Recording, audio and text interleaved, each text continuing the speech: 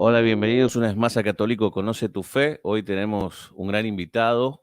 Aprovechamos a todos los que estén conectados. Saludamos a los que ya estuvieron escribiendo en el chat. Tengo el agrado de presentarles a una persona que yo estimo mucho y sobre todo valoro mucho su labor en la plataforma. Una de las pocas personas, junto con el staff de Tradimoda F Vacante, que actualmente está sirviendo a los hermanos, sobre todo a los incautos, contra estas ideologías de ruptura que él dirá el tradi progresismo y el tradi eh, el tradicionalismo de ruptura y y el progresismo de ruptura que tanto mal están haciendo en esta plataforma. Así que para mí es una alegría, es un placer tenerlo. O sea, aceptó por intermedio de una persona conocida que accedió aquí, así que lo tenemos al querido Reisner Vázquez Lupo Digubio, así se llama la página de Facebook. Y voy a pasar a saludarlo y junto ya con él aquí a leer su currículum, ¿sí? Hola Reisner, ¿cómo estás? Hola, ¿qué tal? ¿Cómo estás? Muy buenas noches. Un saludo a todos tus escuchas, a todos los que te ven. Bueno, muchas gracias. Bueno, vamos a pasar a leer brevemente tu currículum para quienes ya te conocerán algunos de los que me siguen a mí, como yo he promocionado muchas veces tu trabajo, ¿sí?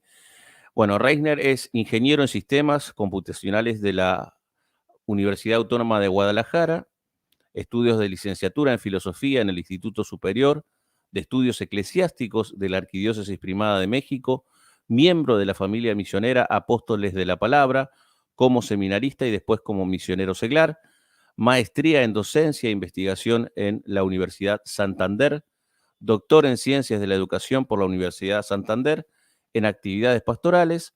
Durante años fue parte de movimientos juveniles encaminados a la experiencia de encuentros de conversión y pastoral juvenil. Experiencia en misión en distintas partes de México y Estados Unidos por parte del movimiento Apóstoles de la Palabra, con énfasis en la apologética bíblica, popular y el análisis pastoral de la realidad eclesial en América Latina. En la familia misionera Apóstoles de la Palabra tiene ya una experiencia de 17 años hasta hoy. Bueno, Reisner, espero haber podido, se me haya entendido con claridad, que no es mi fuerte, pero bueno, nada, queríamos agradecerte por estar aquí en Católico Conoce tu Fe y queríamos un poco saber, eh, aparte de haber leído tu vasto currículum, sobre vos, o sea, que nos cuentes un poco sobre ti, sobre tu vida personal, sobre tu acercamiento a este mundo de redes y tu labor en redes sociales. ¿Qué nos puedes decir? Te cedo la palabra. Bueno, soy docente, digamos que esa es mi principal vocación laboral, Ujú. la docencia en general. Y bueno, en mi labor, como mencionaste, pertenezco a la familia misionera Apóstoles de la Palabra del padre Flaviano Amatuli Valente, en paz descanse. Y últimamente me he concentrado más en estos medios, en el gran aerópago virtual público que son las redes sociales, con un énfasis en un fenómeno que yo empecé a notar hace algunos años, que lo fui notando tangencialmente y de hecho en un principio te dejabas envolver. Era esta narrativa que decía, en pocas palabras, que el magisterio vivo de la iglesia era no confiable. Y de no confiable nos vamos a ir a adjetivos cada vez más agresivos, llegando incluso a posturas de ruptura al acusarlo de traidor, al acusarlo de un caballo de Troya, un magisterio que estaría confabulando o estaría conspirando contra la pureza de la fe católica. Y esto a distintos niveles empecé a notarlo, sobre todo desde una campaña, digamos, propagandística muy fuerte por muchos medios, muchos portales, muchos exponentes de la fe en las redes sociales, en YouTube, etcétera, que iban metiendo esta idea. Fue cuando empecé a notar este fenómeno y me di cuenta que prácticamente era nula bueno, cuando me di cuenta era prácticamente nula la oposición a esta narrativa y que muchos hermanos no alcanzaban a descubrirla como una trampa y se sumaban a ella bajo la ilusión de que defendían la verdad católica y que defendían un auténtico catolicismo.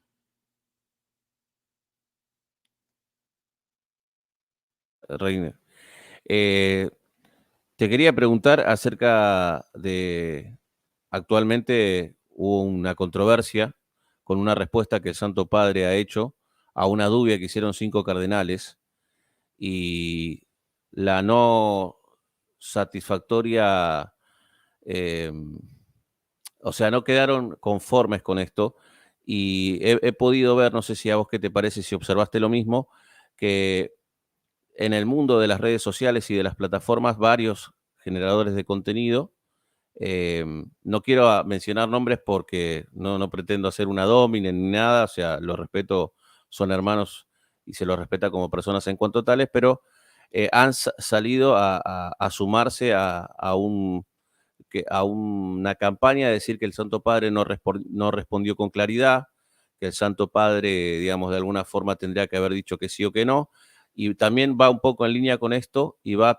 también en línea con lo que ya ha venido sucediendo en el pontificado del Papa Francisco en diferentes momentos e instancias. Digamos, se repite un patrón. ¿Crees que estas ideologías tienen que ver con este nuevo fenómeno de las 5 dubias de estos 5 cardenales? ¿Están relacionados? Me gustaría tu parecer al respecto.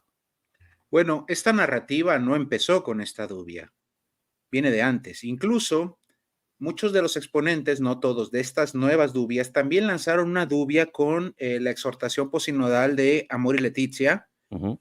en el mismo sentido. Aquí hay un aspecto bien curioso. Número uno, para los que nos están escuchando, tiene mucho que ver la redacción de la dubia. Y aquí se repite un patrón muy especial que también se presentó en la dubia de Amor y Leticia. Es decir, es una dubia condicionada. Es una dubia donde no es posible más que dar la respuesta que ellos de antemano quieren recibir. Y te lo pongo, porque curiosamente, aquí las tengo. Ujú. Y quisiera ver cómo ellos narran esta dubia y ellos ponen el siguiente condicionante en la dubia. Dicen, según la tradición bimilenaria confirmada por la Sagrada Escritura y la tradición, esto hay que hacer. Pero ahora está esto otro. Entonces le hacemos caso a lo que siempre ha enseñado según la tradición, según esto o esto otro, en general. Ujú. Entonces, ¿qué va a decir el Papa? No, yo voy a estar contra la tradición y contra la Escritura. O sea, es una duda ya condicionada, está mal hecha, es tendenciosa de entrada, como está redactada. Sin embargo, esta duda, la primera que responde el Santo Padre, no fue pública. Y el Santo Padre, en un acto de caridad, en un acto de generosidad, la responde. Y la responde a cabalidad. Aquí hay que entender un aspecto. La dubia no es un catecismo, la respuesta que da. Es decir, no está explicándole a los hermanos que están aprendiendo elementos como no, le está contestando a cardenales que se entiende que el cardenal debe tener un background de Ujú. conocimiento mínimo y que sepa de lo que está hablando. Ujú.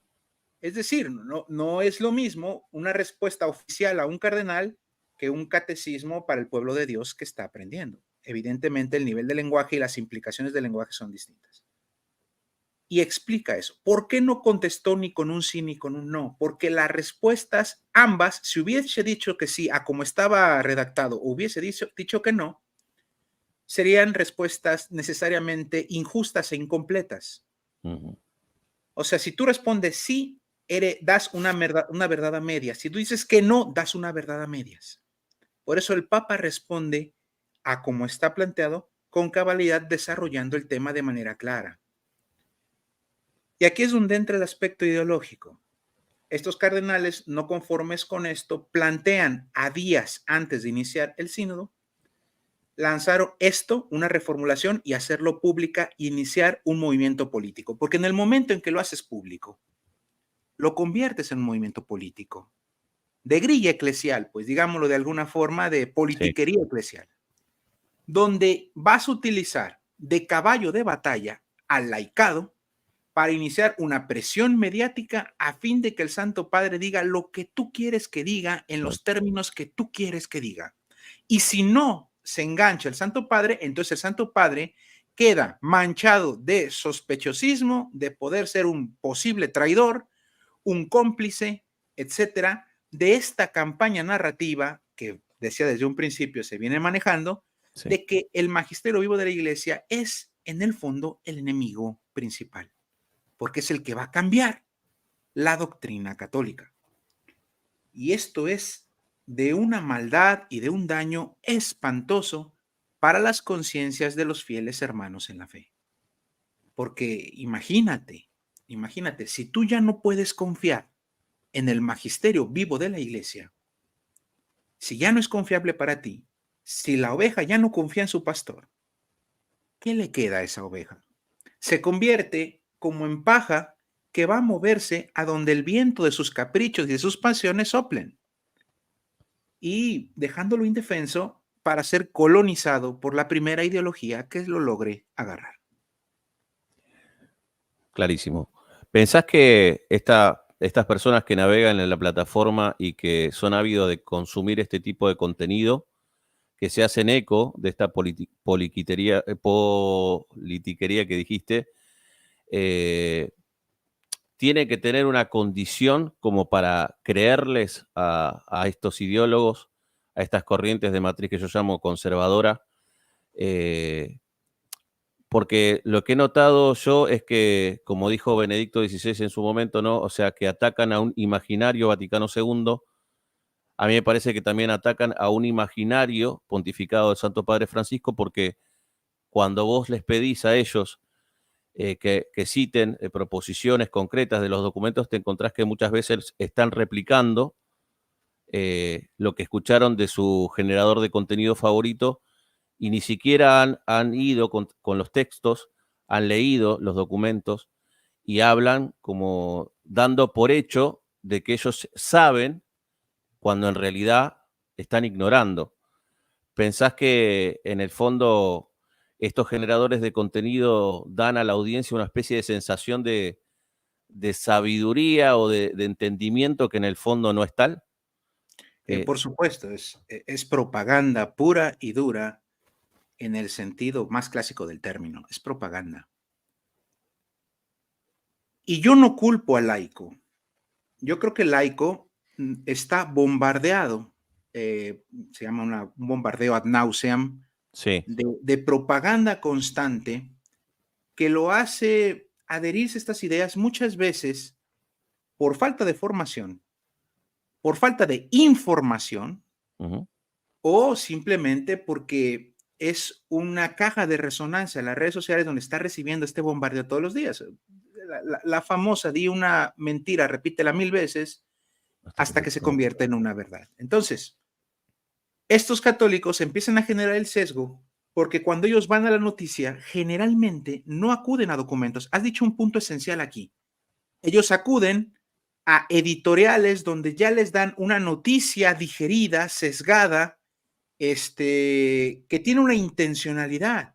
Van a, no sé, Infovaticana, van a, no sé, algunas veces Infocatólica, o van con el, no sé, el predicador youtubero, o con un padre que también, un sacerdote tal, que ya te da la noticia digerida y entonces ya te da el sesgo que quiere darle. Te cuento algo personal. Sí. Cuando me estaba dando cuenta yo de esto, que todavía no entraba a esta situación, y yo te lo digo por experiencia propia, era fácil de repente creer esto y decir, ay, ¿qué está pasando? ¿No? Sí te alarmaba, no te habías metido, pero te llegaba tanto bombardeo. Y yo decía, bueno, pero esto no es posible. Esto va contra las promesas de Cristo. ¿De qué me estás hablando? Ujú. Y recuerdo mucho que uno de ellos, en este afán de presentarse como intelectualmente capaz, me dijo, si no me crees, vete a leer los documentos del concilio y sal del engaño. Yo dije, perfecto, muchas gracias por ese consejo, lo voy a tomar.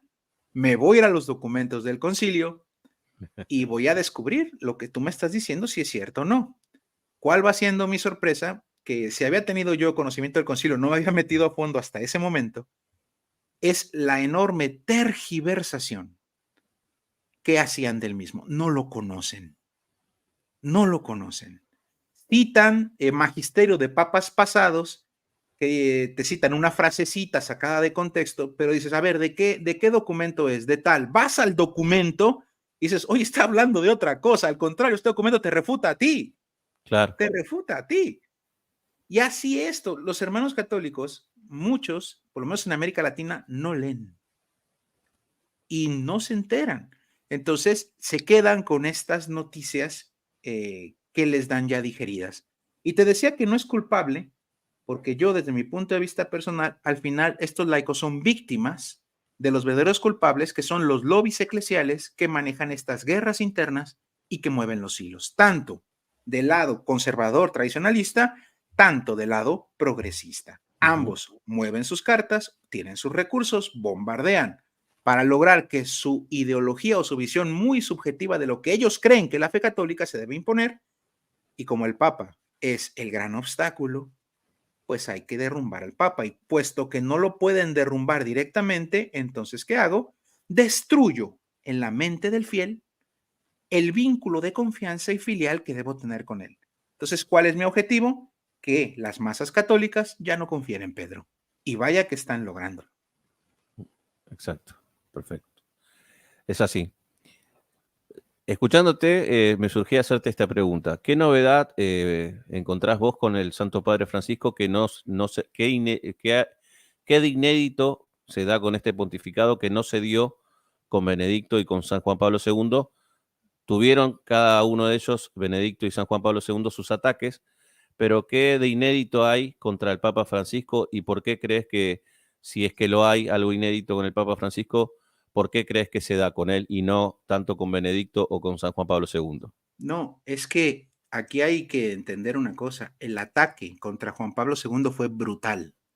Ujú. El ataque contra Benedicto XVI fue brutal. El ataque contra San Pablo VI fue Fue brutal. brutal.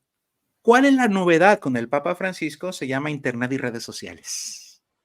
O sea, yo Claro. creo que la única diferencia que tenemos es que la caja de resonancia y los medios de comunicación, la tecnología actual, hace que si el Papa estornuda, en 5 minutos ya se enteraron en Tumbuctú y ya hubo una editorialización de eso. Entonces, la base de las redes sociales, que ya la vivió algo Benedicto, pero no al grado de Francisco, pues estamos hablando de que Francisco más o menos ingresa entre 2011 y 2012, Ujú, más o menos ingresa al pontificado y se da este boom de redes, de Twitter, de medios de comunicación, ujú. hace que la base de comunicación se democratice. Y en ese punto de democratización todos tienen algo que decir, aunque no todos saben de lo que hablan. Y entonces, bueno, estos medios son utilizados muy hábilmente por estos lobbies ideológicos para propagar su ideología. Antes, por ejemplo, con el Papa Juan Pablo II, ¿qué usaban? Usaban el periódico, usaban el radio, usaban los libros, usaban panfletos, que tenían un impacto masivo, pero no a este grado. Es que este momento es inédito en la historia de la Iglesia y de la humanidad misma. Y por eso yo estoy convencido de que si te parece muy rudo e injusto el ataque al Papa Francisco, espera ver lo que va a pasar con su sucesor, sin importar quién sea. Ujú. Exacto. Es así. ¿Qué de fascinante o qué de atractiva puede tener, yo le llamo así, ¿no? O sea, la, la ideología de Marcel Lefebvre? O sea, que, porque evidentemente, como dice Aristóteles, toda gente obra por un fin y ese fin Sí. tiene razón de bien, ¿no? O sea, evidentemente la persona que está en esa postura ideológica compra, por decirlo así, esto que vos dijiste muy bien que es una propaganda, pero ¿cuál sería como el atractivo, la apariencia de bien en esta ideología? Si vos tendrías que, digamos, que sos un conocedor de esto, ¿no? Eh, Bueno, vamos a partir de estos postulados. El primer postulado, ¿cuál es? Nosotros guardamos la tradición de la iglesia. O sea, ¿cuál es el producto que venden? La tradición. Ujú, Nosotros guardamos la misa de siempre, claro. la misa que celebraron todos los santos, Ujú, la misa de siempre, la verdadera tradición. Nosotros no cambiamos en este mundo caótico y cambiante. Nosotros somos la iglesia de siempre. Y si la iglesia de siempre, siempre fue digna, bueno, un poco este pasado idílico que te venden, entonces somos nosotros los auténticos católicos. Son ustedes los que cambiaron. Y ve tus mm, parroquias, ve los abusos litúrgicos, ve esta narrativa. Entonces el católico de repente le ponen un video donde algún sacerdote está haciendo una cosa muy mala. Y te ujú. dicen, ve, eso es lo que pasa en esta iglesia del Novus Ordo, esta iglesia conciliar. Sí, ¿y ese padrecito de dónde es? Un video de un padrecito, quién sabe, tienen todo el mundo para escoger, entonces algo agarrarán de alguna mala práctica, pero hacen la apariencia de qué es lo que está pasando, esta alarma de lo que está pasando. Ujú. Ve, nosotros canto gregoriano, rezamos en latín, usamos velo, esta solemnidad. O sea, te venden este catolicismo. Incluso Marcel Lefebvre decía, no somos como los católicos de 1962, 1963. Somos los mismos católicos. Nosotros no hemos cambiado nada. Guardamos la tradición de la iglesia. Entonces, con este concepto de tradición nebuloso, que quién sabe qué entienden por tradición, puede ser cualquier cosa, Ujú, entonces terminan vendiendo esta campaña de propaganda. Entonces el católico que tiene una afinidad natural a ser conservador, que no tiene nada de malo, una afinidad que le gustan las formas, ciertas formas de piedad, ve esto y empieza a ser inducido. Es un similar a cómo actúa un fundamentalista protestante. Cuando un fundamentalista protestante llega con el católico, no lo convierte de un día a otro. Comienza diciendo, oye hermano, disculpa, tú tienes la Biblia, tú la conoces. Ah, sí, sí, tengo la Biblia, pero yo soy católico. Ah, no hay problema, nosotros no tenemos nada contra los católicos, somos estudiantes de la Biblia. ¿Qué tal si la estudiamos juntos? Pues es la palabra de Dios y el católico ingenuo dice que sí. Y empezamos, oye hermano, ¿sabías que las imágenes están prohibidas? ¿Cómo es posible? ¿No te dijo el padre? No, no me dijo. Ah, vamos a ver la Biblia. ¿Tú crees que la Biblia es palabra de Dios? Sí, yo creo que la Biblia es palabra de Dios. Y meten ahí. Entonces empieza este proceso de inducción hasta que poco a poco el católico adquiere la idea de que ellos están en la verdad y que el equivocado era él y ujú. se va. Ahora, ¿qué pasa en este proceso de abducción o de inducción forzada de esta falsa tradición, de este falso tradicionalismo que he llamado tradirrupturismo? ¿Qué sucede con ellos? Pues que te van induciendo que ellos conservan la verdadera tradición según las apariencias. Si te ponen imágenes muy solemnes, situaciones muy solemnes, en contraposición con caricaturas de la misa de la reforma del concilio, Claro. donde siempre la retratan como una payasada, literalmente. Ujú. Entonces, esta es propaganda. Entonces, ese es el producto que te venden y es el producto que muchos ingenuos compran. O sea, te genera la sensación, o sea, hasta incluso una especie de sugestión de que te abrieron los ojos, ¿Mm?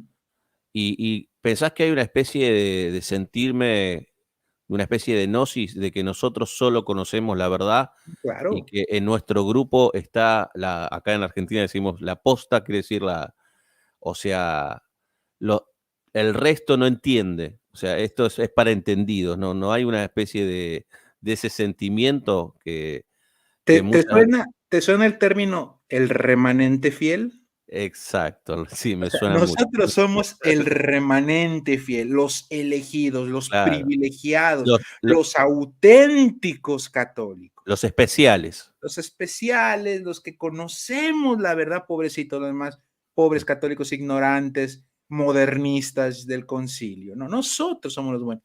Eh, Mentalidad sectaria. Digo, ¿qué le vamos a hacer? Es una mentalidad sectaria. El Papa Francisco hablaba incluso de cierto gnosticismo en este punto, cierto pelagianismo también en estas falsas ideologías Ujú, que en el fondo corrompen, y esto quiero que quede bien claro para los que nos escuchan, corrompe lo que el concepto de tradición, claro. corrompe el sentido eclesial, este, y lo que te terminan enseñando no es la fe católica, sino una ideología que aparenta ser católica. Y esto fue denunciado por Pablo VI, por Juan Pablo II, por Benedicto XVI y en última instancia por Francisco. Pero ¿qué pasa?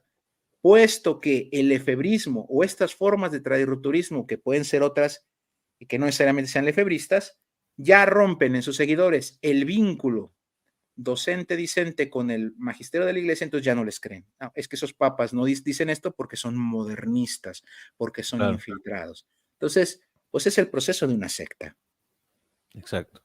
O sea, tienen un buen aparato de marketing también, porque de alguna manera todo esto seduce, es muy seductor, y en las plataformas, sumado a la ignorancia de mucha gente que todavía no tiene las herramientas para discernir y distinguir, caen, ¿sí?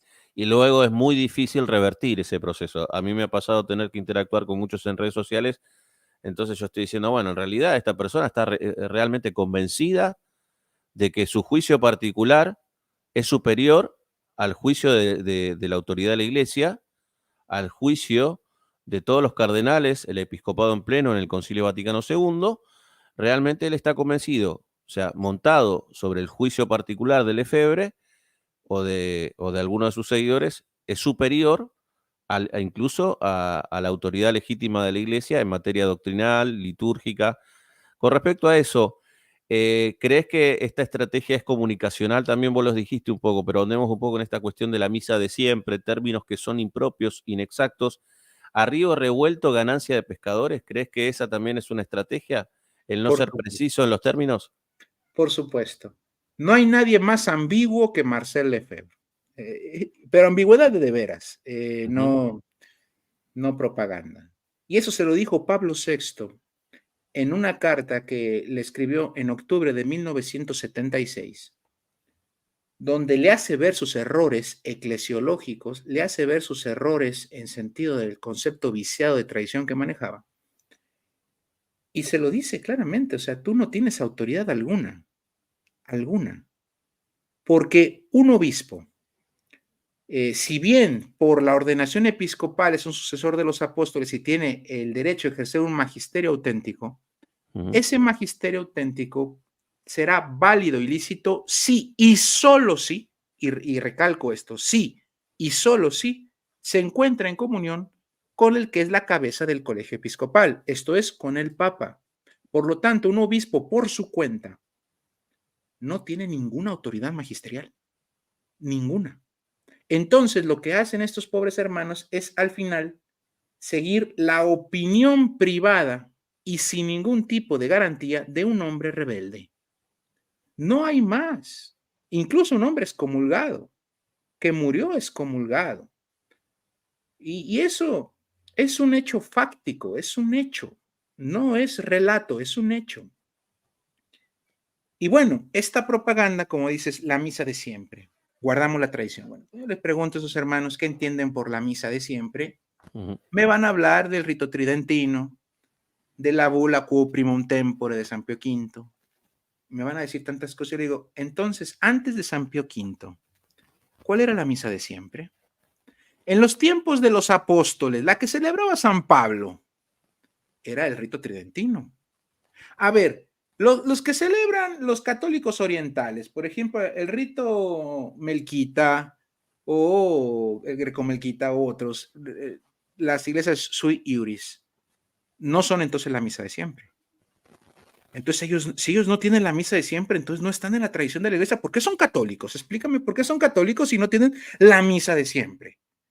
Y resulta que te das cuenta que ellos confunden una liturgia con el sacramento, que es lo que hace una misa católica. O sea, y aquí yo hago distinción y me permito hacer una pequeña distinción para que entendamos mejor cuando hablamos de tradición. Cuando hablamos de tradición, voy a descomponer el término tradición en 4 aspectos.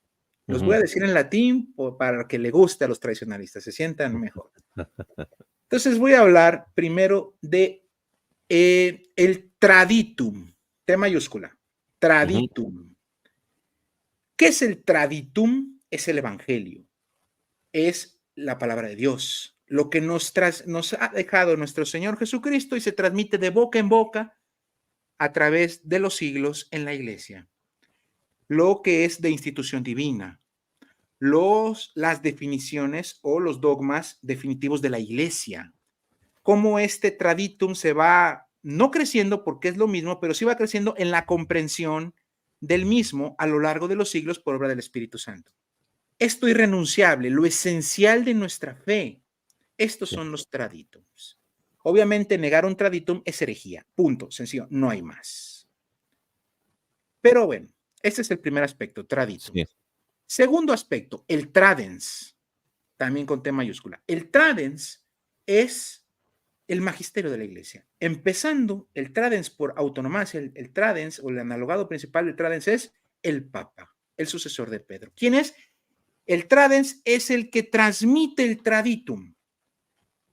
Es decir, el encargado de transmitirlo, el encargado de explicarlo, de interpretarlo, de dar esta explicación. Bueno, él es el encargado.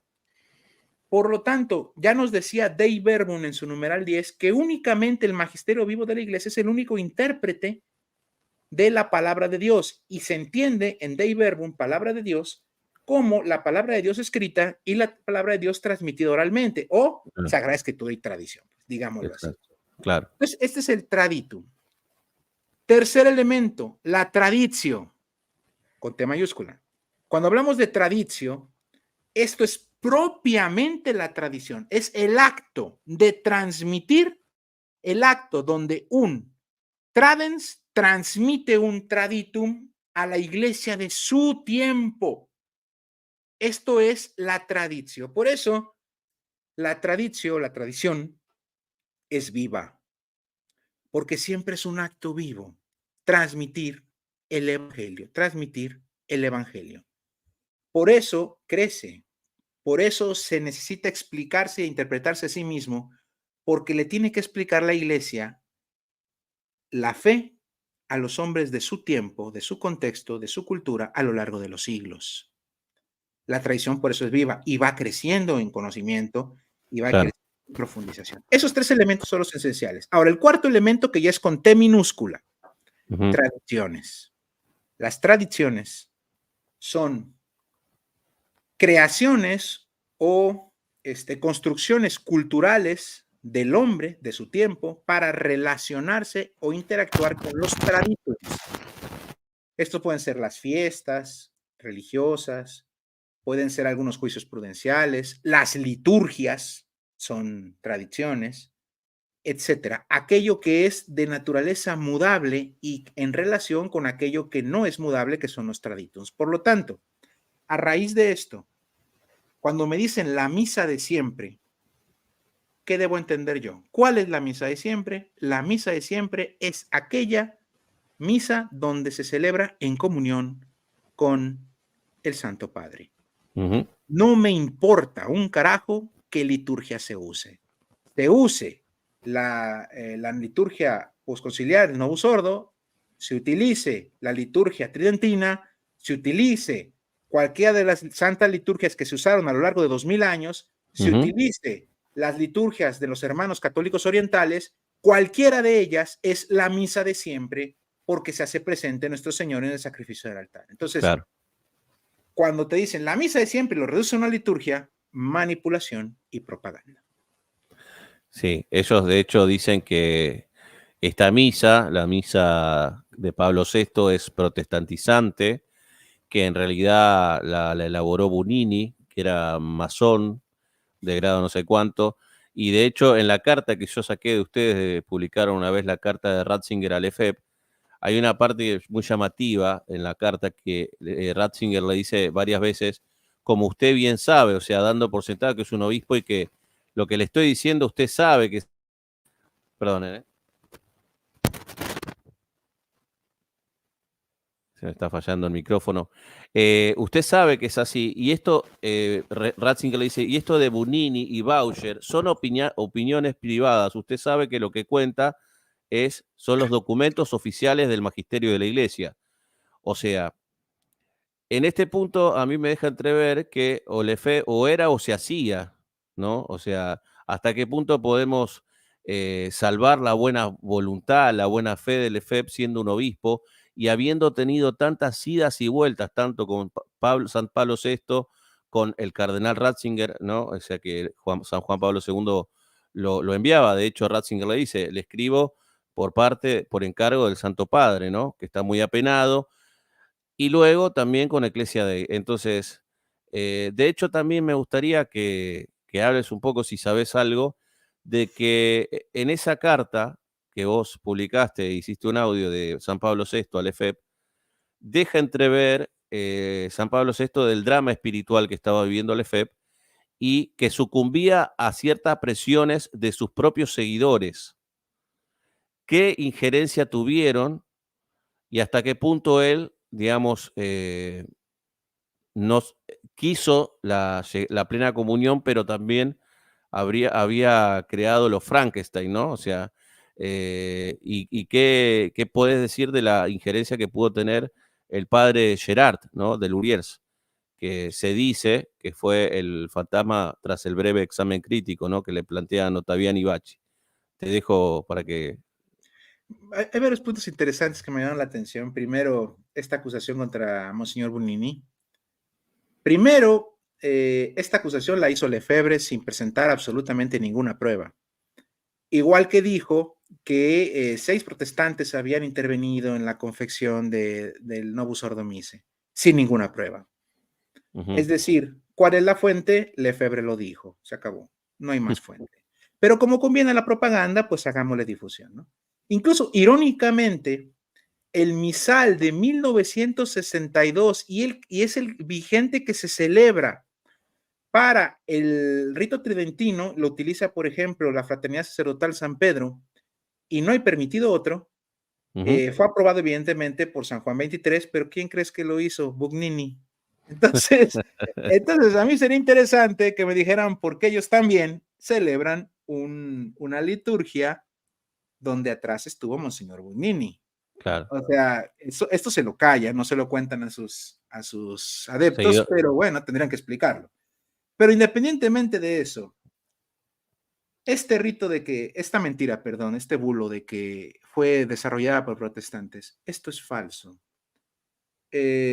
Incluso quiero mencionar que el Novus Ordo sí tiene una influencia, pero no protestante, sino tiene una influencia grande de las liturgias orientales, de hecho.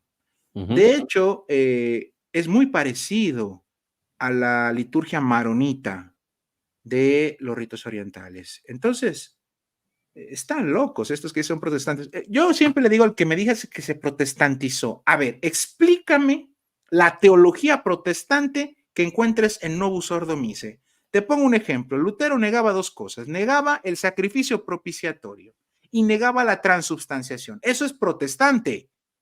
Dime dónde eso se refleja en la liturgia salida de la reforma de San Pablo VI. ¿Dónde?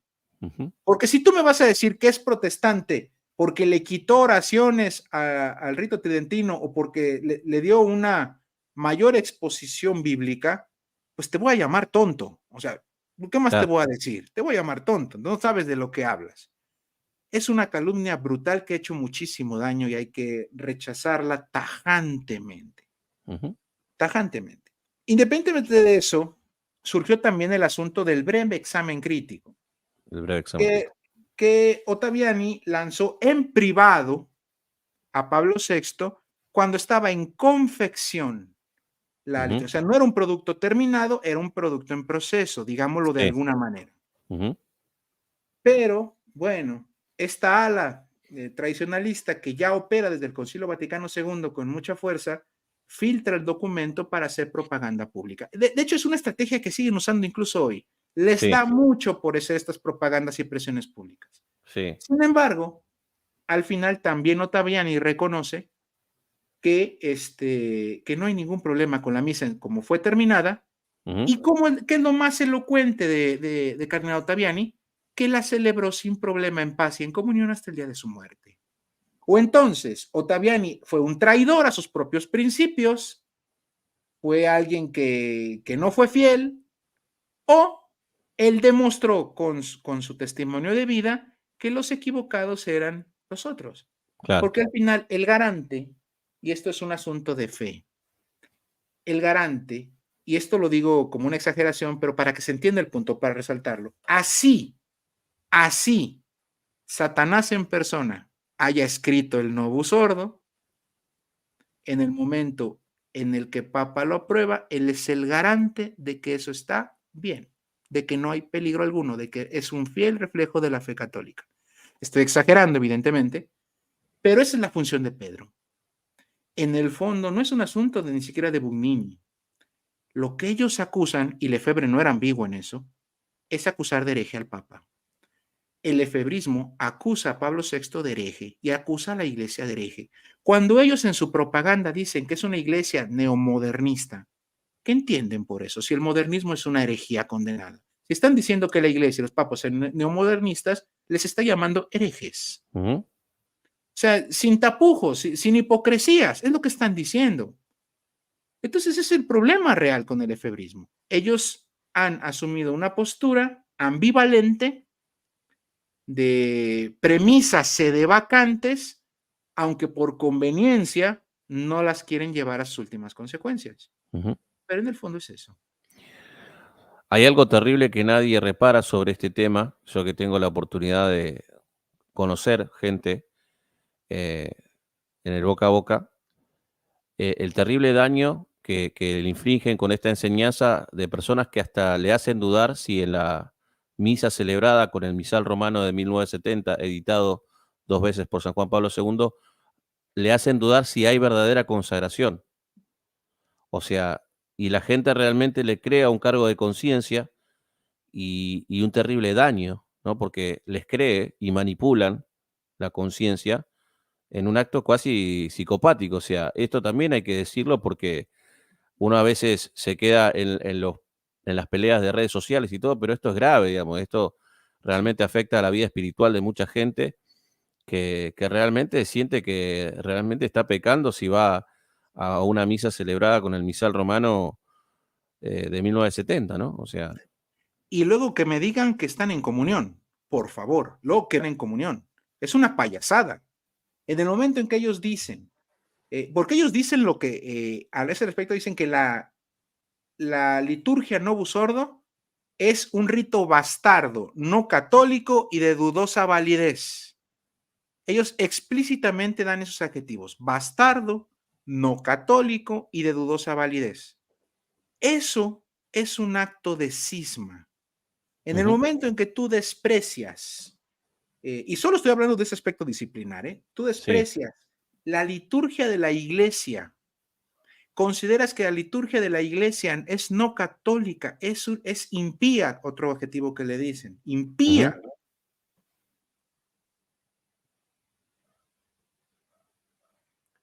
Ahí se me quedó congelado Reisner. Hola, hola. Yo también, ¿no? ¿Me escuchan bien? Se me fue Reisner ahí.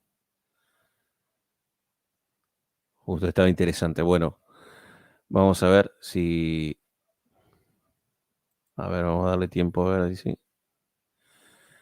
Bueno, estaba bastante interesante la charla con Reisner. eh, a ver, vamos a ver si ahí volvió. Mm, Ahí está. Hola, Reisner. Estás Hola, hola, hola, muteado. ya está. Ahí está. Ahí está, está. Muy bien. Buenísimo. Creo que me quedé, ¿cuál fue lo último que dije? Bastarda, que le dicen impía a la misa. Que es impía. eh, y que en el fondo todos los papas, desde San Pablo VI hasta Francisco, son una panda de traidores que mantienen una liturgia espuria, Ujú. que me digan que eso no es cisma, que me digan que eso no es cisma. A eso añadimos que ellos rechazan aspectos doctrinales del Concilio Vaticano II, que me digan que no es cisma. O sea, ¿de qué estamos hablando?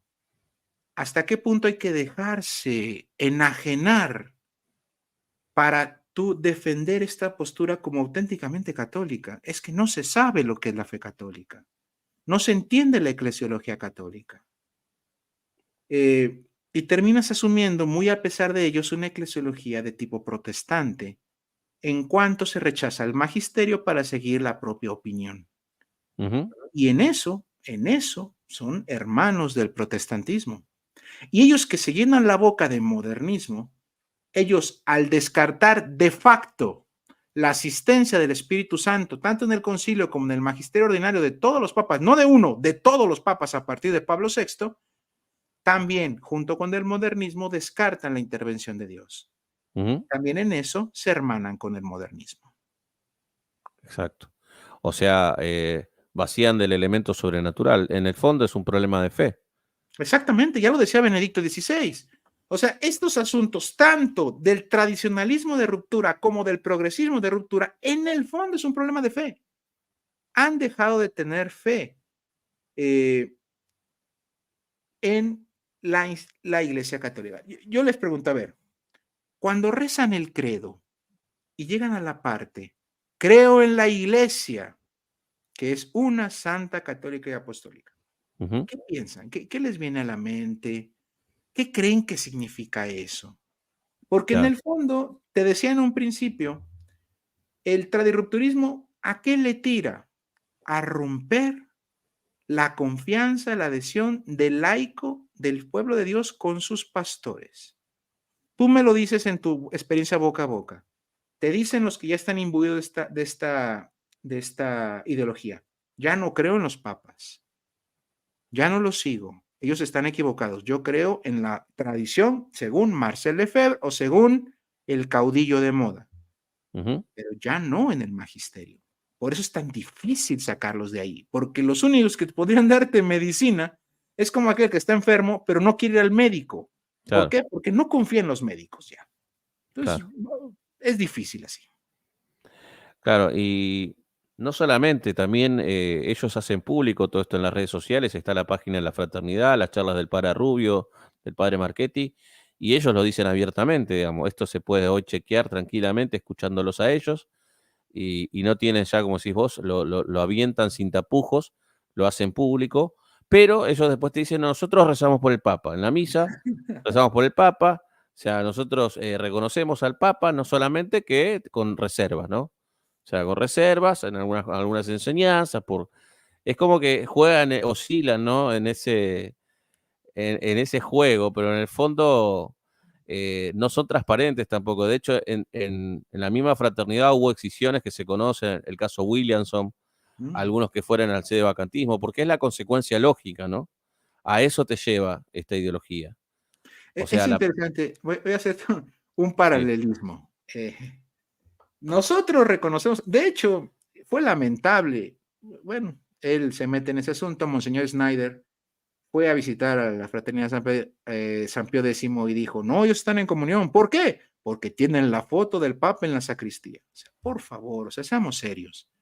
Ellos dicen, nosotros reconocemos que es el Papa. Sí, pero no lo obedeces. También Satanás reconoce que Dios es rey del universo, pero no lo obedece, no le hace caso. O sea, ¿de qué me sirve a mí reconocer que existe un Papa si me importa un carajo su magisterio y la comunión con él? O sea, es una frase vacía, es una Ujú. frase propagandística y tiene una función bastante tramposa. Ellos saben que si fueran consecuentes con sus postulados, el sedevacantismo es su opción, pero no lo hacen. ¿Por qué no lo hacen? Porque si se declaran sedevacantes, perderían el mercado potencial de nuevos adeptos que pueden ganar mientras jueguen esta ambivalencia de sí somos, pero nomás estamos en desacuerdo. Así jugándole a loco, jugándole la doble cara, no terminan de romper, pero no se quedan y siguen ganando adeptos, siguen con este discurso tramposo, siguen engrosando sus filas porque les conviene, pero no es honesto, ni siquiera para ellos mismos. Por eso a mí me da mucha risa ver cómo los que son sedevacantes se burlan de la fraternidad de San Pío X, porque les dicen que son unos deshonestos intelectualmente, porque compartiendo las mismas premisas, ellos se detienen voluntariamente para no sacar las conclusiones lógicas. Porque si yo voy a decir que todos los papas desde el Vaticano II son herejes, Entonces la conclusión lógica es, pues no pueden ser papas. Ujú, Y si no son papas, entonces no hay papa. Y si no hay papa, la sede está vacante. ujú. También quería hacer, no para equilibrar la balanza, pero para decir la película completa. Cuando se levanta la excomunión, Benedicto levanta la excomunión a estos 4 obispos ordenados por De Castromaller y Lefebvre, muchos salieron a atacarlo, que no precisamente son por la decisión que había tomado, ¿no? Como dice él, este gesto de discreta misericordia que había tenido después de que los interesados, ellos, los interesados, reconocieran en línea de principio al Papa. Y ahí el Santo Padre Benedicto XVI da una serie de razones con detalle en esa carta a los obispos de por qué había decidido eso. Él también fue cuestionado en este gesto de discreta misericordia, eh, que también pasa para los que de alguna forma estamos o nos consideramos en plena comunión, de esta actitud también de no cuestionar al Santo Padre, que con su plena autoridad, habiéndose imbuido y habiendo tenido conversaciones que nosotros no nos enteramos, decide tomar esta decisión. ¿Crees que es una constante para el católico este de cuestionar? ¿Se tomó como un hábito de cuestionar las decisiones del magisterio, más precisamente del romano pontífice? ¿Como que es un signo de nuestro tiempo? Eh, La actitud contestataria sí es un signo de nuestro tiempo. No tiene paralelismo. O sea, esto no lo veías antes, no lo viste en 2000 años. El pueblo de Dios alzándose para hacerse juez y sinodal del Santo Padre, esto no lo veías.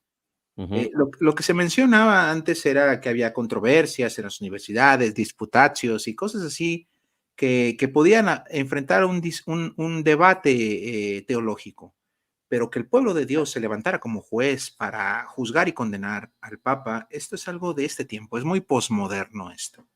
ujú, Ahora, en cuanto al gesto, mira, la iglesia, desde Pablo VI, en este audio que escuchaste, ya se ve la misericordia de Pablo VI. Sí lo regaña, sí le hace ujú, ver sus errores, pero le da la mano.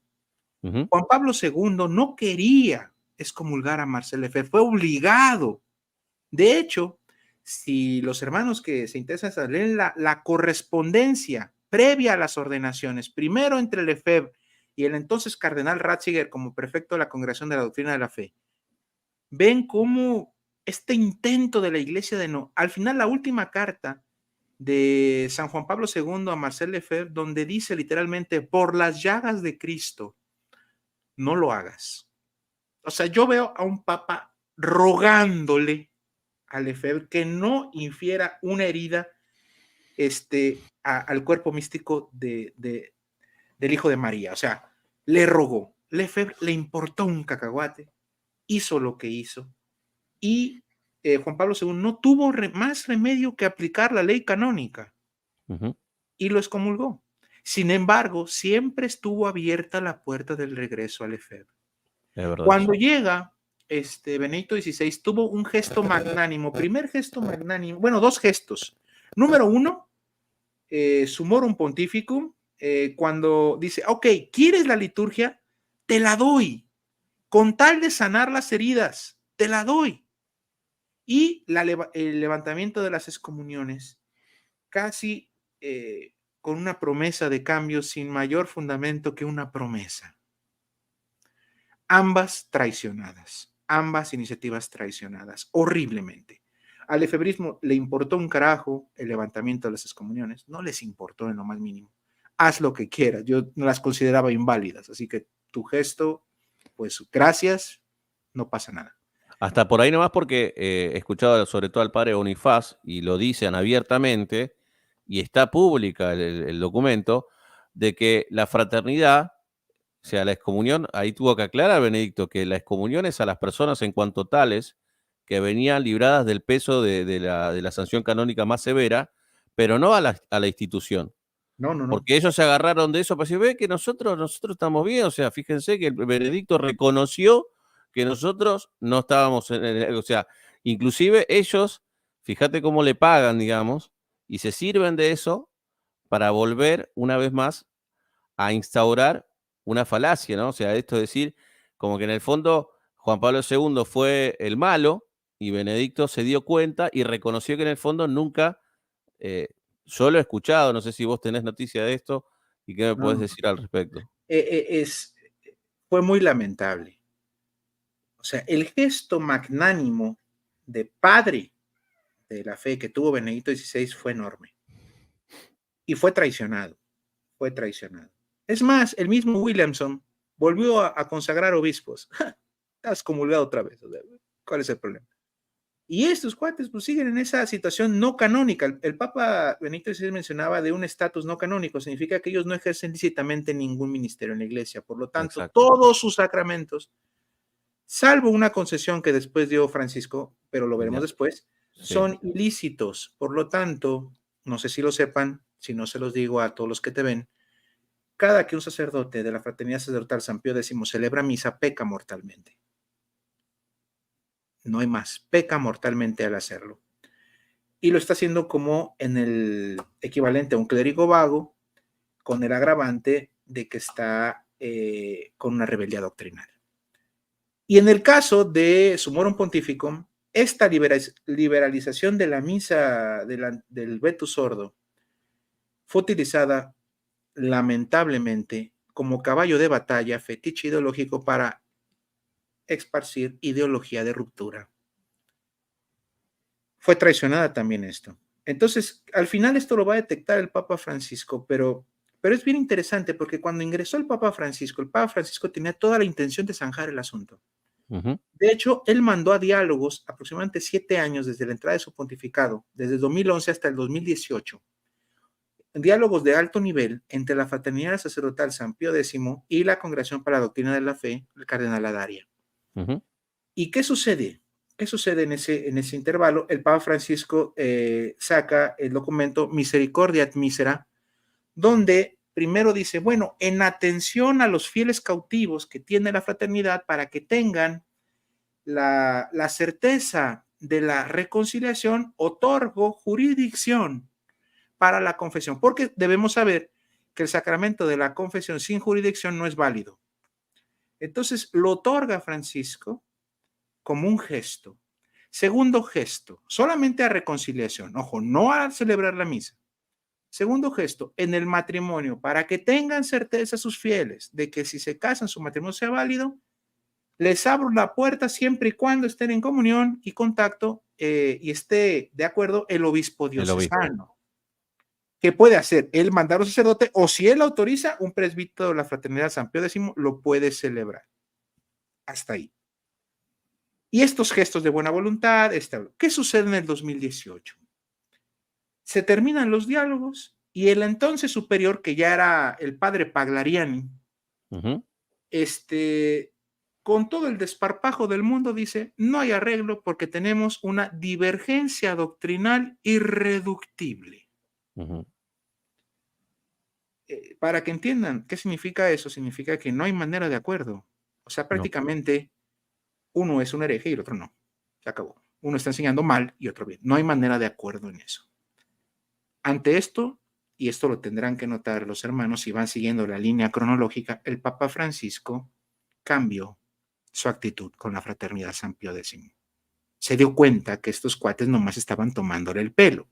¿Y qué hizo el Papa Francisco? Primero, disolvió Ecclesia Dei, que era donde se manejaba esto. Dice, no, ustedes ya no, Ecclesia Dei ya no, ustedes se arreglan ya directamente con Congregación para la Doctrina de la Fe, porque su bronca es doctrinal, entonces ahí se van a arreglar. Ya no va a existir Ecclesia Dei. Ujú. Número 2, sacó el documento Tradiciones Custodes, donde reconoce abiertamente que fue un cisma lo que hizo Monseñor Lefebvre Sí. y regula, volviendo un poco al estatus anterior de San Juan Pablo II, con 4 abicanos, que la liturgia tridentina se restringe bajo autorización del obispo y bajo ciertos casos, porque la liturgia de la Iglesia Católica Romana, de rito romano, es el Novus Ordo. Y la otra será una concesión, pero Ujú. no es la lex orandi vigente de la Iglesia, sino es el Novus Ordo Missae. Sobre este punto hay una gran confusión también de muchos hermanos que siguen mi contenido, que van, por ejemplo, a un sacerdote, que no tengo nada en contra de él, que está en Estados Unidos, y celebra la misa con este misal, ¿no? Y que dice, yo voy a la misa de Monseñor tal, ¿no? Y en la aclaración que hace el Papa Francisco luego de Traditionis Custodis, pide expresamente en uno de los puntos que no se sigan creando nuevos grupos.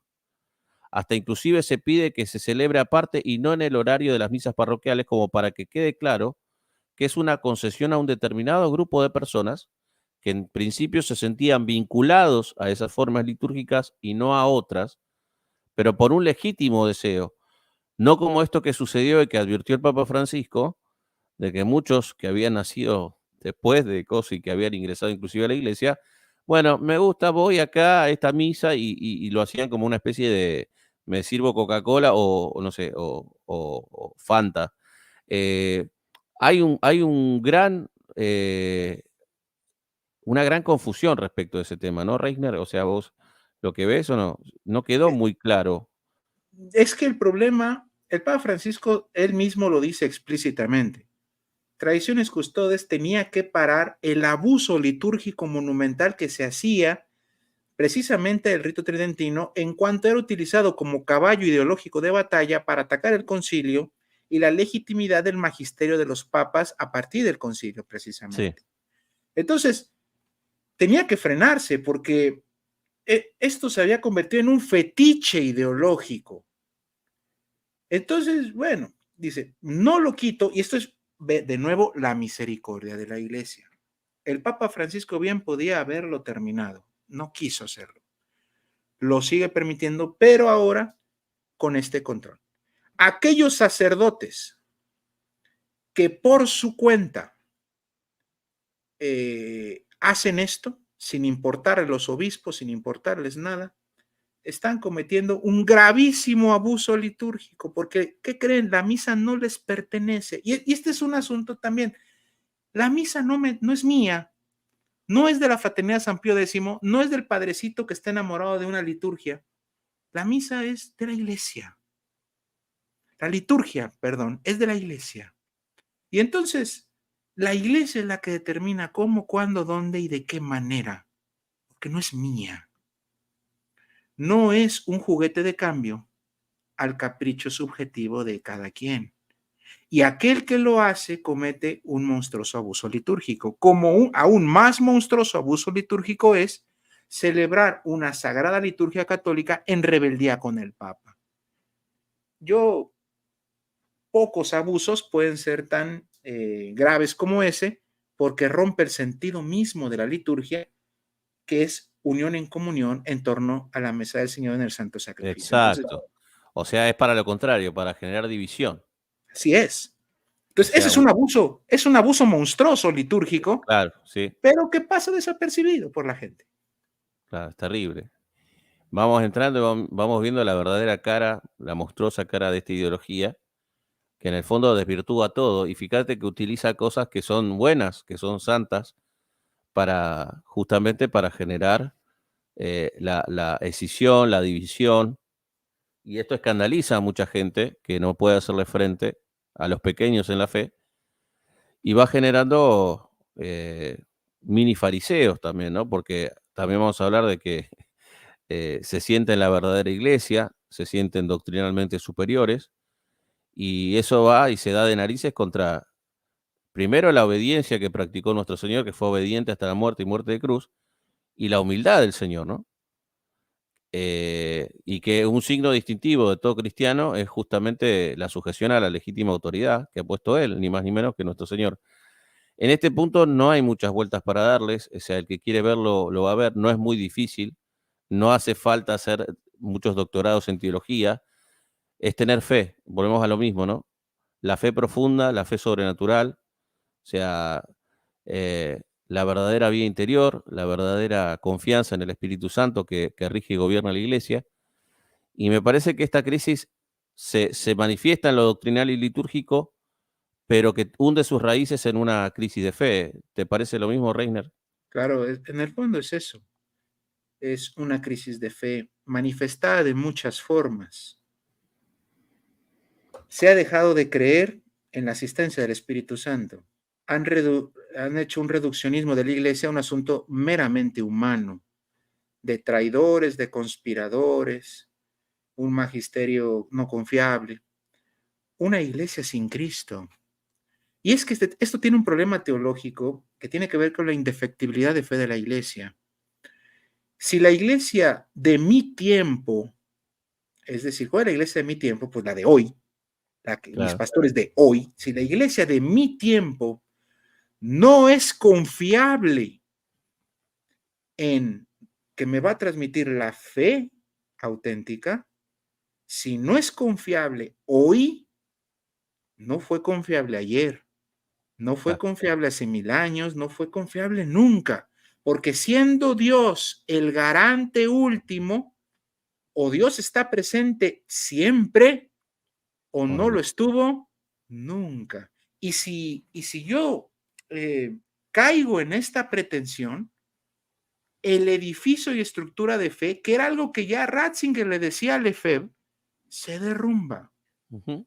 Se derrumba, porque entonces, ¿por qué voy a creer en San Pío X, en Pío IX, en León XIII, estoy hablando de los papas antes? ¿Por qué? Si ellos eran tan poco confiables como el Papa Francisco hoy. Claro. ¿Qué garante tengo? Si el Papa Francisco hoy es un infiltrado, es un caballo de Troya, es un traidor a la fe, bueno, pues también lo fue Benedicto, también lo fue Juan Pablo II, también lo fue Pío XII, también lo fue todos, también lo fue San Pedro, pues se acabó, pues. Entonces, Claro. ¿qué garante tengo? Nada, No queda nada en pie, nada. digamos.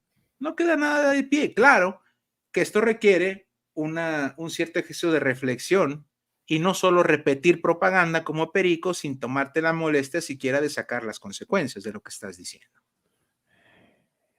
¿Qué parte de responsabilidad, no hablemos de culpa para no, tenemos los comunicadores en esta plataforma? Ahora vamos de lleno a la plataforma, que por activa o por pasiva omiten una defensa frontal.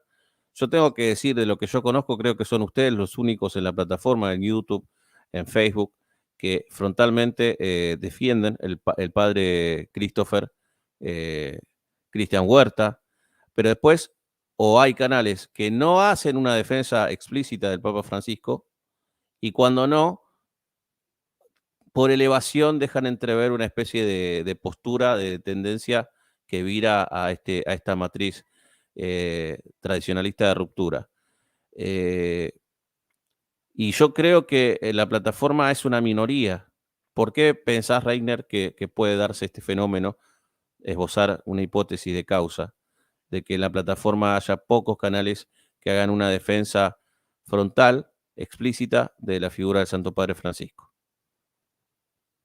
Interesante pregunta. Cuando nosotros iniciamos Veritas Traditio y otras manifestaciones de defensa, no fuimos los primeros, evidentemente, pero prácticamente, por lo menos en habla hispana. No hablaré de otras lenguas, en inglesas u otras, puede ser, pero en habla hispana prácticamente era nula la, la intervención. Vimos un nicho, una necesidad, y hay que entrarle. Y yo me encantaría que cada vez más canales se sumen a esto, pero deben entender estos canales, primero, el problema real.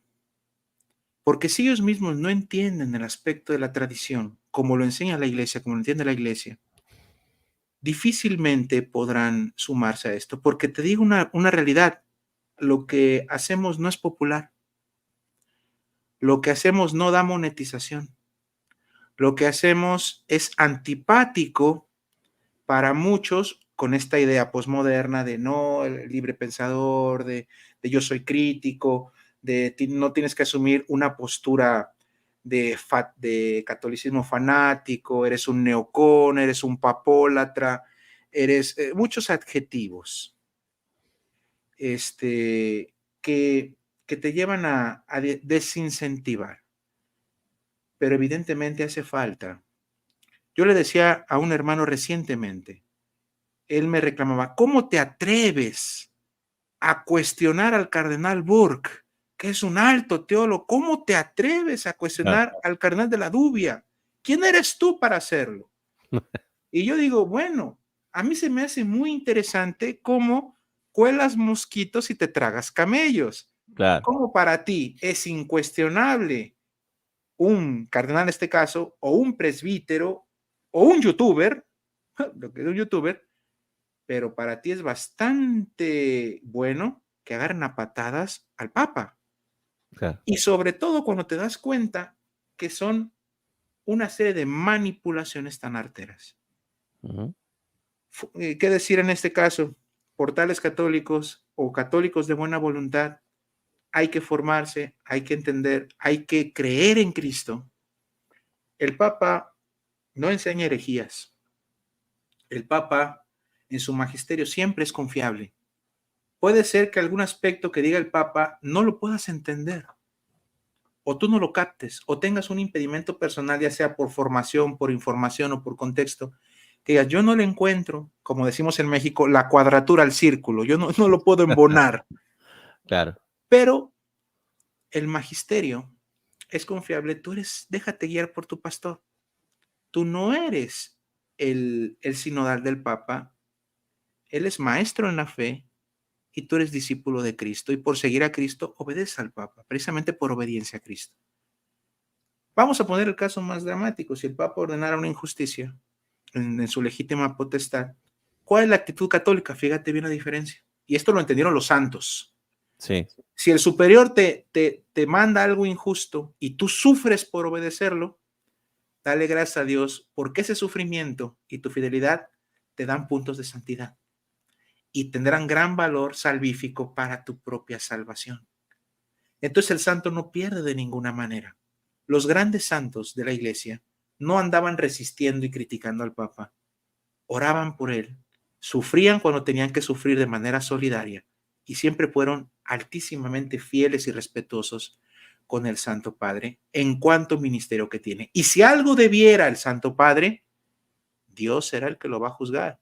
Y créeme, claro. ni tú ni yo quisiéramos nunca estar en el juicio de Dios ante un papa, Ujú. porque como dice el Señor, al que mucho se le da, Mucho se le mucho pedirá. se le pide. Perfecto, amén.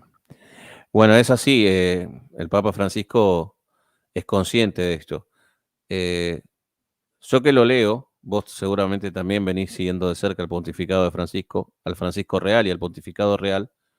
A mí me surge esto, no sé si vos compartís, el Papa Francisco es un gran conocedor de sus predecesores, o sea, del magisterio de sus predecesores. ¿Lo podés ver, Reisner? O sea, podés ver ahí una que ha sido un buen hijo de la iglesia primero, o sea, en su...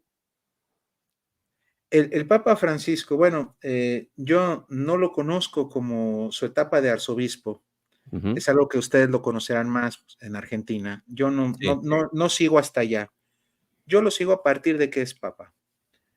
Y bueno, un ejemplo. Cuando salió Laudato Si, la exhortación post-sinodal Laudato Si, él habló del término conversión ecológica. Recuerdo ujú, se hizo un enorme ruido de que estaba metiendo tonterías, cuando este término ya aparecía desde San Juan Pablo II mencionado. Benedicto XVI también ya lo manejaba. Es decir, el Papa Francisco es bastante consistente con el magisterio de sus predecesores. Lo que pasa es que aquí todo se te presenta como si fuera una novedad, una ocurrencia del Papa Francisco, y eso es bastante injusto. De hecho, hasta lo acusan de comunista. claro. Yo digo, bueno, antes de acusarlo de comunista, investiga qué es el comunismo y después léete la doctrina social de la iglesia, porque pues confundes peras con manzanas. Entonces, cuidado con esos aspectos. Bien. Bueno, no sé cómo estás de tiempo, yo me quedaría charlando mucho más. Creo que tenía muchas preguntas para hacerte. Sos una persona muy clara, se nota tu beta docente y el trabajo que ustedes están haciendo con la página de Facebook Tradimodal F Vacante, Veritatis Traditio, la verdad que a mí me ha edificado muchísimo, así que te quiero agradecer en persona por tu labor en redes, por tu fidelidad al Papa, por tu amor al Papa y a la Iglesia, y hacer extensivo este saludo fraterno a todo el staff, como dicen ustedes, a José Dret, a Angie, la condesa, a Lord Voldemort, que no sé cómo se llamará, pero bueno, vos sabés si A quiere guardar, Guillermo Barrios a también. Guillermo Barrios, a todos, bueno, al padre Christopher creo que también Padre colabora con usted, porque verdaderamente, nada, los animo a que sigan, porque la verdad que hace falta, como dijiste vos en esta plataforma, eso no, acá en Argentina decimos no garpa, o sea, no da buena prensa, es incómodo, pero a la vez no deja de ser paradójico, porque un católico debería quedar claro, si una de las cosas que deberían estar claras para un católico es su fidelidad a Pedro, ¿no? ¿Con qué autoridad nosotros vamos a decir por ahí a los nacidos en las tradiciones protestantes, evangélicas, que, bueno, que no se someten al magisterio cuando somos nosotros los primeros que no predicamos con el ejemplo? Y quiero que termines con este tema de que expliques por qué la palabra magisterio vivo y que en realidad esto que dice en la carta, ¿no? De San Pablo VI volviendo, o sea, a quien en este momento tiene los poderes que nuestro Señor confirió al apóstol Pedro, ¿no? O sea, San Pablo VI le dice al F, ¿no? En este momento, ¿quién tiene esos poderes? Porque ellos creo, Reisner, decime si yo tratando de entender cómo ellos entienden el magisterio como una especie de manual de instrucciones, de documentos del pasado, que ellos pueden agarrar a gusto y piacere y contraponerlo contra la supuesta enseñanza oficial que ellos dicen que tiene Francisco, que tampoco es porque no lo leen, y que el magisterio sería eso, ¿no? Cuando en realidad el magisterio es la potestad de enseñanza. No sé qué podés ahondar sobre este tema, me gustaría que terminemos con esto para que nos entre de una vez a los católicos. Quizás vos podés, algo que yo fracasé, me parece, No, y no, vos lo decís mejor. el magisterio vivo es el magisterio de tu tiempo. Es la iglesia de nuestro tiempo. Son nuestros pastores que vemos, que escuchamos, que tocamos. Son los que tienen la promesa y la potestad, el carisma y la misión. Son el tradens que me va a transmitir aquellos traditos, aquel legado de la iglesia, incluidos los testimonios por escrito y los documentos que en el pasado los tradens de su tiempo, de su propio tiempo, establecieron para bien de la iglesia. Entonces, cuando yo tomo documentos del magisterio del pasado y hago a un lado al tradens, es decir, al único que por carisma, misión y autoridad es el único que puede interpretarlos válidamente, adquiero una especie de sola escritura aplicada al magisterio, digamos, una especie de tendencia protestante, solo que lo aplican con la Biblia, tú lo aplicarás con documentos, un libre Como, examen, como un libre exacto. examen, donde yo tomo un documento del magisterio, lo leo y digo, ah, esto es, ¿sabes qué, Papa Francisco? Estás mal porque acá este documento dice esto. Así, en guerra de opiniones. Claro. Y esa no es la forma católica, eso no es válido, no es válido. Por eso de hecho en el Concilio Vaticano II, cuando se escribió la Dei Verbum, la Constitución Dogmática Dei Verbum, atendía precisamente uno de los problemas que el modernismo creó, que es la desacreditación tanto del magisterio como de la palabra de Dios. Y determina en su numeral 10, esto lo había mencionado, que Sí. solamente el magisterio vivo, es decir, la iglesia de nuestro tiempo, el Papa Francisco, pues, y cuando fallezca y se vaya a la casa del Padre, su sucesor será el magisterio vivo, son los que nos transmiten y nos explican con autoridad, los únicos intérpretes autorizados de los documentos magisteriales. Y te pongo un ejemplo bien claro, bien clarito, para que veas cómo se tergiversa. Toman la bula quo primum tempore del Papa San Pío V y dicen, aquí dice a perpetuidad. Por lo tanto, como dice a perpetuidad, nadie puede tocar el rito tridentino. Claro.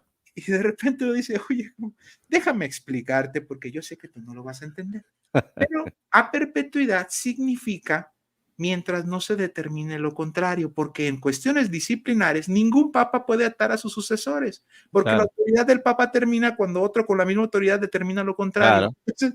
Entonces, ¿cómo tomas una palabra? El pueblo que no está formado dice, ah, dice a perpetuidad, esto es para siempre, y terminan tragándose bulos, ¿no? O sea, Claro, Un libre examen que se erige como magisterio del magisterio, digamos.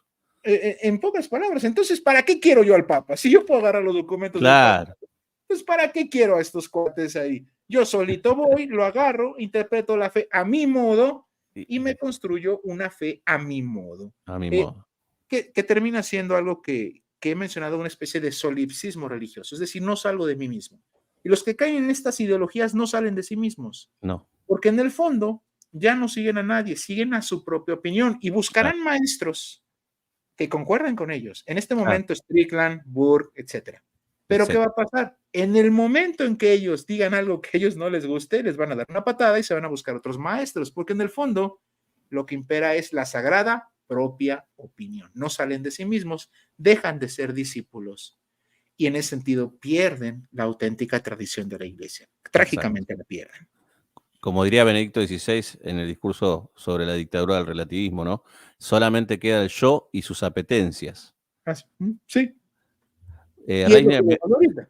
sí, me va a matar Marco, me está diciendo por favor a Reiner hacerle esta pregunta, ¿la querés leer y contestársela? Porque pobre Marco Lempar, que seguro que lo conoces, ¿no? Porque está hace rato Marco ahí. ¿Cuál es el que cae en modernismo? ¿El católico que se adhiera al progresismo, el católico que se adhiera al tradicionalismo o el católico que se adhiera a una obediencia filial a Pedro? ¿Cuál crees? Pues evidentemente hay que entender que es el modernismo primeramente, porque ese es uno de los clichés más utilizados para el ataque y la propaganda. Modernismo, modernismo, modernistas. ¿Y qué es el modernismo? ¿Quién sabe? Algunos creen que modernismo es modernizar a la iglesia, nada que ver, o que modernismo es alguna práctica litúrgica que no les gusta, etcétera. En pocas palabras, modernismo, así rapidito, facilito, es aquella postura donde se niega que Dios, o sea, no se niega a Dios, o sea, no es ateísmo, no se niega a Dios, pero sí se niega que Dios intervenga activamente en la historia humana. Entonces, si Dios no interviene en la historia humana, no podemos hablar entonces ni de revelación, ni de encarnación, ni de resurrección, ni de inspiración de las Sagradas Escrituras. En el fondo, ¿qué es? Un racionalismo inmanentista aplicado a las cosas de la iglesia. Esto heredado un poco también del racionalismo liberal protestante del siglo XIX. O sea, en la versión católica, el modernismo que hace, dice, bueno, existe la religión católica como una respuesta inmanente del sentimiento religioso, donde todo se queda aquí y aquí lo arreglamos, experiencias religiosas que compartimos y todo. Pero eso de que Dios intervenga, nada. De eso de que la Biblia es palabra de Dios, son relatos del sentimiento de una comunidad en el tiempo y después cambia, etcétera. Se niega la intervención de Dios. Por eso es una herejía espantosa. De hecho, es una herejía que ya huele a apostasía, literalmente, el modernismo real. Ahora, el progresismo de ruptura coquetea y se besa con el modernismo en cuanto se desencanta de la revelación, porque en el fondo el progresismo, ¿qué dice? La palabra de Dios, no, la cultura. Claro. Y si la palabra de Dios choca con la cultura, le doy una patada y agarro la cultura.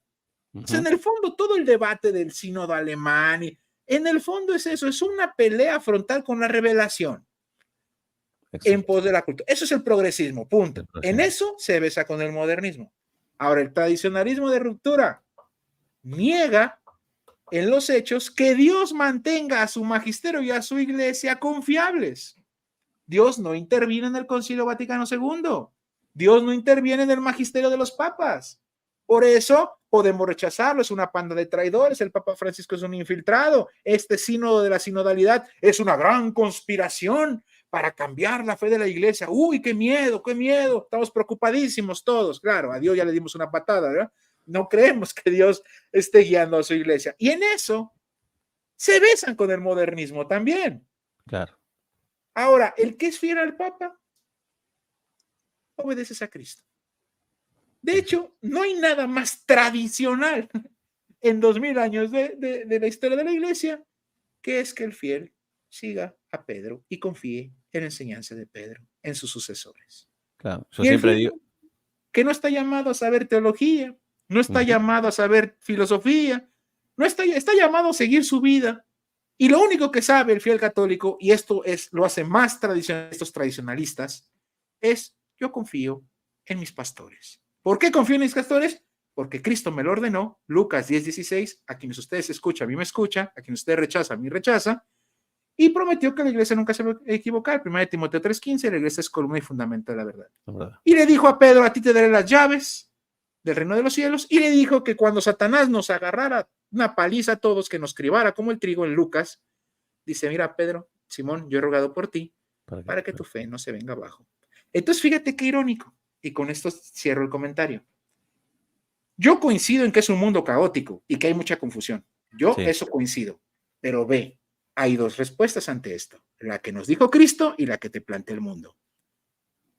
El mundo, ¿qué te dice? Y te lo dicen estos grupos, incluso al interior de la iglesia. En momentos de confusión, de crisis, no creas en Pedro. Sígueme a mí. Sígueme a mí, sigue a mis canales, sigue mi postura, sígueme a mí. No en Pedro. Pedro es el traidor. ¿Y qué dijo Jesús? En los momentos de crisis, ¿qué dijo? Yo he rogado por ti para que tu fe no se venga abajo. Tú entonces confirma a tus hermanos en la fe.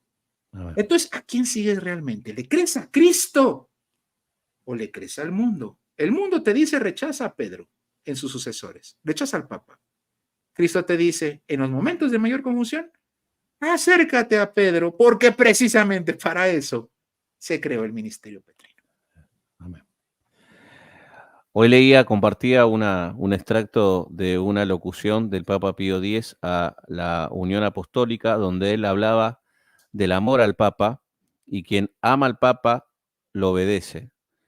No hay una crisis también tanto de la fe como de la otra virtud teologal que es más importante, ¿no? La preeminencia de la caridad, también de amor, porque ni hablemos ya del amor, ¿no? O sea, de por sí ya viste que ahora sale que el Papa Francisco no es teólogo, que no sabe, bueno. Tampoco San Pedro. Tampoco San Pedro. Pero también puede haber ahí una falta de amor, ¿sí?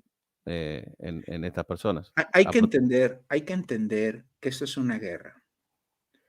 Hay dos visiones antagónicas ideologizadas de lo que consideran que debe ser la fe católica. El progresismo tiene una visión y ellos están convencidos de que su visión de la fe es la auténtica. Existe un tradicionalismo de ruptura que también está convencido de que su visión de fe es la auténtica.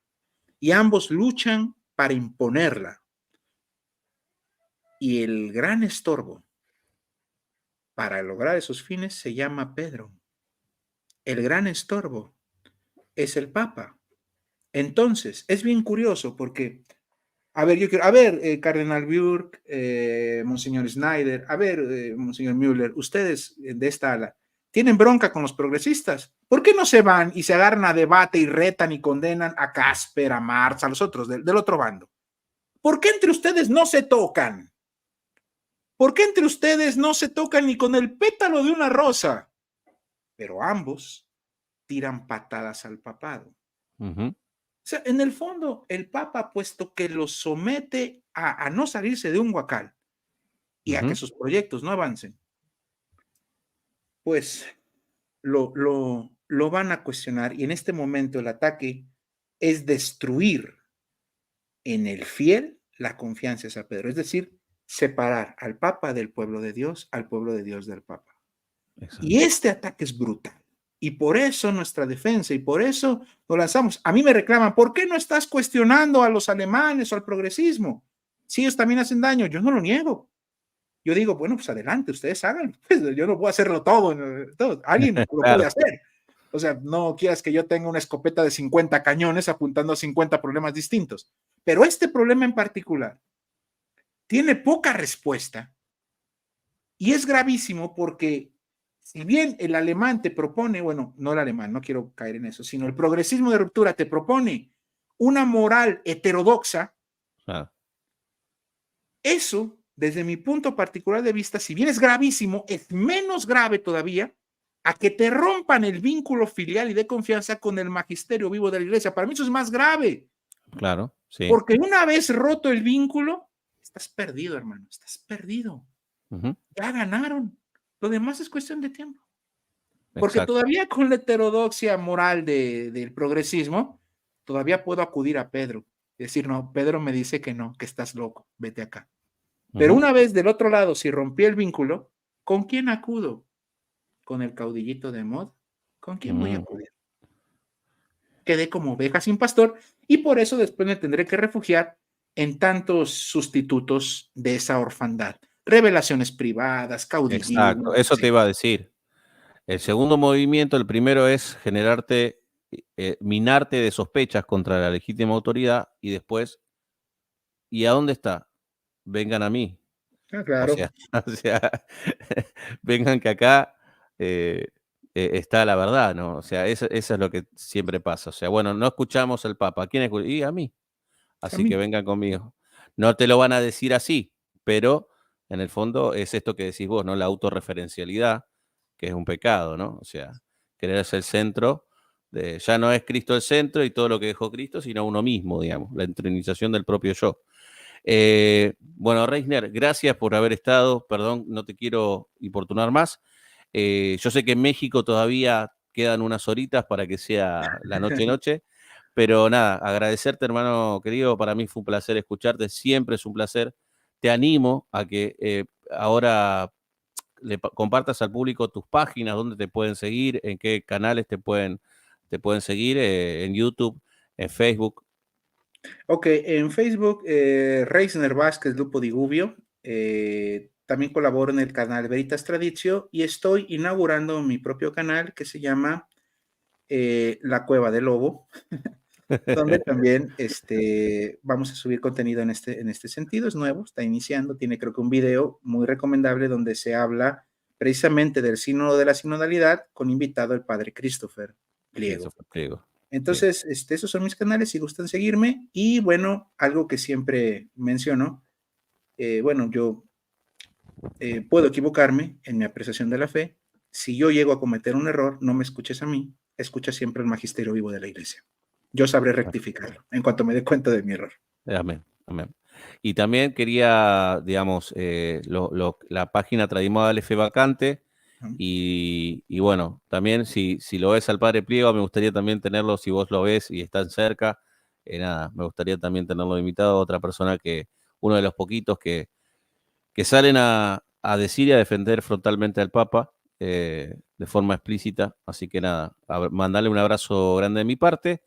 Y para todos aquellos también seguir la página y sobre todo pedir oraciones por Reisner y por todo el equipo, porque en el fondo la fortaleza no son ni los likes ni las suscribidas, sino la oración, ¿sí? Porque esta es una crisis de fe, una crisis espiritual, y nosotros tenemos que estar fortalecidos y necesitamos más que nunca de las oraciones, porque somos pecadores y necesitamos constantemente ser purificados, ¿sí? Así que hacemos una oración por todos los hermanos de la página Trading Modal F Vacante. Saludamos a todos, a Marco Lembar, a Giovanni, a Cami, bueno, a todos. Perdonen que no lo quiero detener más a Reisner.